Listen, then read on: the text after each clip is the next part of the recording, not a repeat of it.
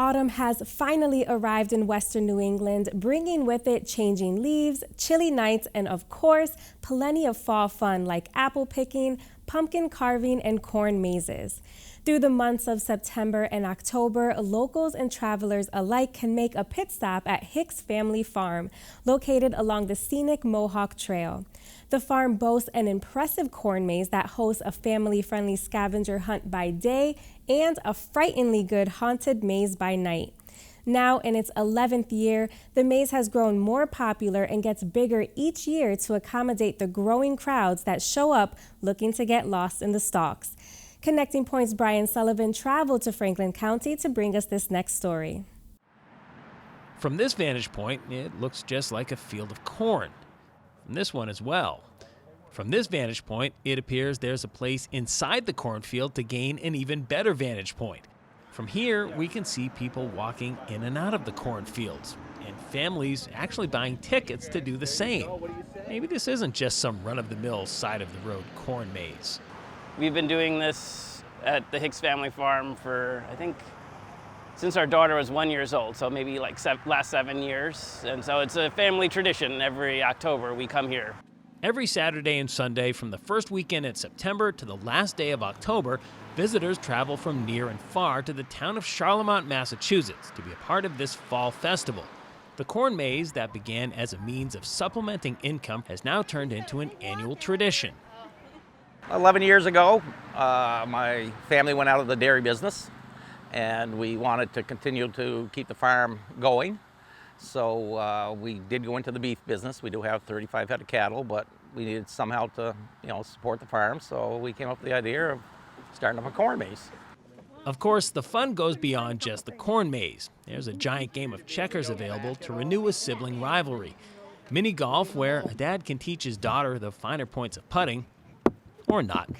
They've got baby goats whose cute factor breaks the scale, and for many of the local kids, this place is their rite of passage. Yeah, I've been doing it since I was really young, so probably like 5 years. And originally I just did the one during the day because I didn't really want to get scared because I was so young. But now I work in the night one and I scare people, and it's pretty good. Yes, it's true that when the sun goes down, these winding paths where the kids and adults get to have fun doing a scavenger hunt during the day turn into one of the spookier haunted corn mazes in the Commonwealth.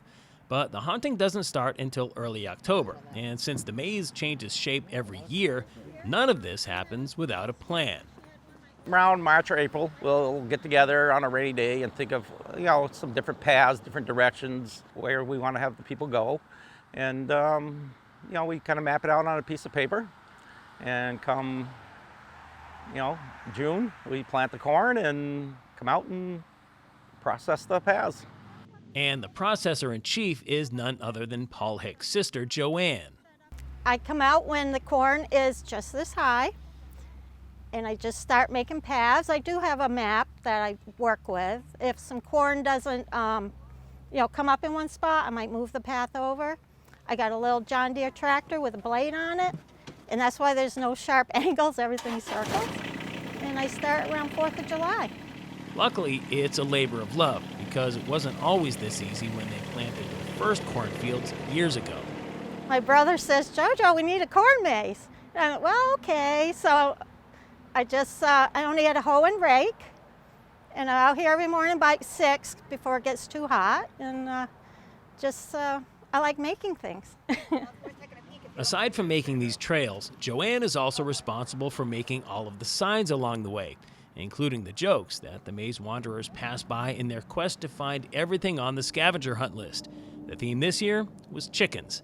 I think I passed a couple of them in my travels.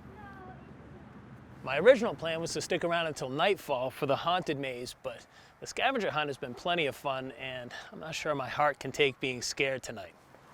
For me, I'll use any excuse just to head out to the country.